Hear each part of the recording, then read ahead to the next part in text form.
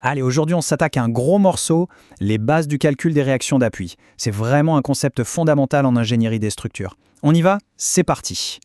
Alors, voilà comment on va procéder. D'abord, on va poser les bases avec les règles de l'équilibre. Ensuite, on verra comment visualiser tout ça avec les bons outils. Après, on passera au calcul de réactions simples. Et pour finir, on montrera un peu le niveau avec les charges réparties et les problèmes de basculement. Bon, on entre dans le vif du sujet.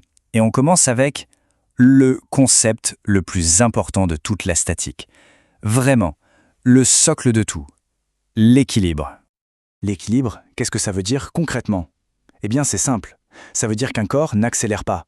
En statique, ça se traduit par un objet qui est totalement immobile. Toutes les forces qui s'appliquent dessus se compensent parfaitement. Au final, rien ne bouge et rien ne tourne. C'est l'équilibre parfait. Pour atteindre cet équilibre, il y a 3 règles d'or. La toute première, la somme de toutes les forces horizontales doit être égale à 0. En gros, si ça pousse d'un côté, ça doit pousser exactement autant de l'autre. Aucune force latérale ne doit prendre le dessus. Deuxième règle, c'est exactement la même logique, mais à la verticale. La somme de toutes les forces verticales doit aussi être nulle. L'objet ne s'envole pas, il ne s'enfonce pas dans le sol. Tout est équilibré. Et enfin, la troisième et dernière condition, qui est cruciale. La somme de tous les moments, c'est-à-dire des efforts qui font tourner l'objet, doit elle aussi être égale à 0. Et ça, peu importe le point autour duquel on calcule. En clair, l'objet ne pivote pas sur lui-même. Bon, pour pouvoir utiliser ces 3 équations, il faut qu'on soit d'accord sur une chose, les signes. C'est ce qu'on appelle une convention. On va adopter la plus classique, tout ce qui va vers le haut ou vers la grotte, on considère ça comme positif. Et pour les moments, tout ce qui tourne dans le sens des écus d'une montre sera positif aussi. C'est notre règle du jeu. Ok, on a nos règles. Mais comment on applique ça concrètement? Comment on visualise toutes ces forces? C'est là qu'intervient l'outil le plus important, je pèse mes mots, de l'ingénieur en statique. Le diagramme de corps libre, qu'on appelle souvent DCL. Alors, un DCL, c'est quoi? C'est un dessin, un schéma très épuré de notre structure, mais sur lequel on va représenter absolument toutes les forces extérieures qui s'appliquent dessus. Les appuis, on les remplace par les forces qu'ils exercent, les fameuses réactions. C'est vraiment la première étape et elle est indispensable pour ne rien oublier et bien poser le problème. On prend un élément bien réel, comme une articulation fixée par un boulon, et sur le DCL, on le traduit en force. Une articulation comme celle-ci, ça empêche le déplacement vertical et horizontal. Donc, on la remplace par 2 forces de réaction, une verticale, Fy, et une horizontale, Fx. On passe du concret à l'abstrait pour pouvoir calculer. Parfait, on a les règles de l'équilibre, on a l'outil, le DCL. Maintenant, il est temps de faire chauffer les méninges et de mettre tout ça en pratique avec un premier exemple simple. Alors, voilà un cas d'école. Une poutre toute simple, posée sur 2 appuis, un en A et un en C, et on applique une force de 10 kN pile au milieu au point B. La question qu'on se pose est simple. Pour que tout reste en équilibre, quelle est la force que l'appui A doit exercer sur la poutre? C'est notre fameuse réaction en A qu'on va noter RAY. Pour résoudre ça, on suit une méthode rigoureuse, presque une recette de cuisine, en 3 étapes. 1. On dessine le diagramme de corps libre. 2. On écrit nos fameuses équations d'équilibre. Et 3. On résout les équations pour trouver ce qu'on cherche.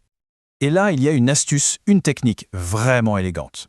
Pour trouver RY, le plus simple, c'est de calculer la somme des moments au niveau de l'autre appui, au point C.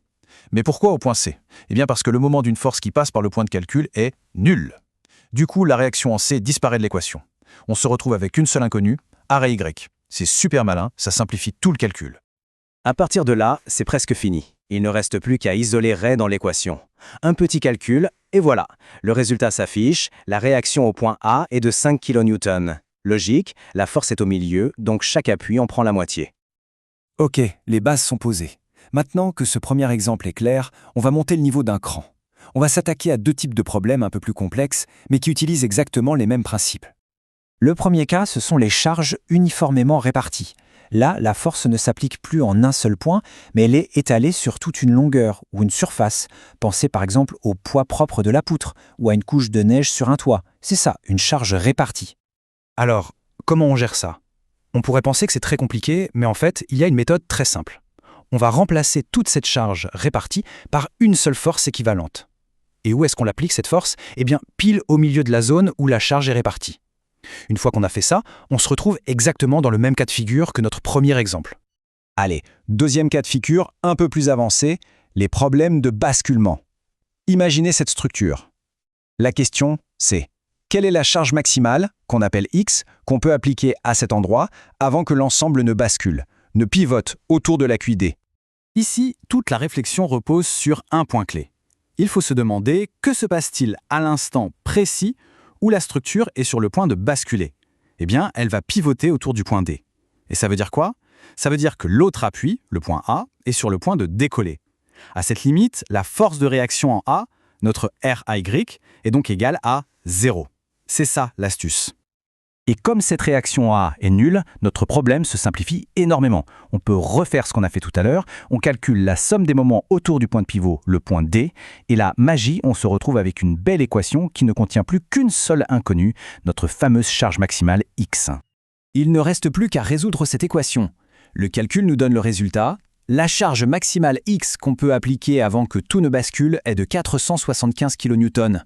Pas un de plus, c'est vraiment la charge limite. Et voilà, avec ces quelques principes, l'équilibre, le DCL et l'équation des moments, on a les outils de base pour résoudre une très grande partie des problèmes de statique. La clé maintenant, comme toujours, c'est de pratiquer encore et encore pour que tout ça devienne une seconde nature.